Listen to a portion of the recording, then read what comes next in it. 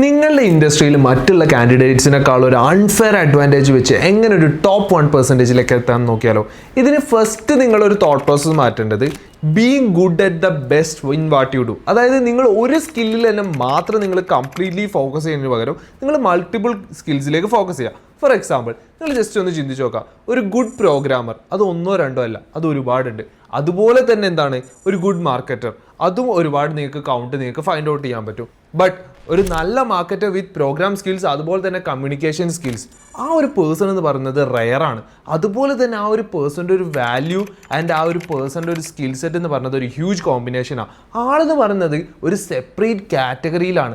മാത്രമല്ല ആളെ സംബന്ധിച്ചിടത്തോളം ആക്കി ഇൻഡസ്ട്രിയിൽ കിട്ടുന്ന ഒരു റെക്കഗ്നീഷൻ ആണെന്നുണ്ടെങ്കിലും ബെനിഫിറ്റ്സ് ആണെന്നുണ്ടെങ്കിലും അത്ര ഹ്യൂജ് ആയിരിക്കും. സോ നിങ്ങൾ ഇനി മുതൽ ചെയ്യേണ്ട കാര്യം, നിങ്ങളൊരു സിംഗിൾ സ്കിൽ സെറ്റിൽ മാത്രം നിങ്ങൾ സ്ട്രോങ് ആയിരിക്കുന്നതിന് പകരം മൾട്ടിപ്പിൾ സ്കിൽ സെറ്റിലേക്ക് നിങ്ങൾ എന്താക്കുക, വർക്ക്ഔട്ട് ചെയ്ത് അപ്ഗ്രേഡ് ചെയ്ത് കൊണ്ടുവരാം. ഇതുവഴി നിങ്ങൾക്ക് എന്ത് ചെയ്യാൻ പറ്റും, നിങ്ങൾ ഇൻഡസ്ട്രിയിൽ ഇറിപ്ലേസബിളും അതുപോലെ തന്നെ നിങ്ങളുടെ ഇൻഡസ്ട്രിയിൽ തന്നെ ടോപ്പ് 1%ൽ നിങ്ങൾ മറ്റുള്ള കാൻഡിഡേറ്റ്സിനടുത്ത് ഒരു അൺഫെയർ അഡ്വാൻറ്റേജ് നിങ്ങൾക്ക് ഉണ്ടാക്കിയെടുക്കാനും പറ്റും. ഇതുപോലെ കരിയർ റിലേറ്റഡ് ടിപ്സ് ആൻഡ് ഇൻഫർമേഷൻസിന് ഫോളോ മീ അറ്റ് അജുമാറാം.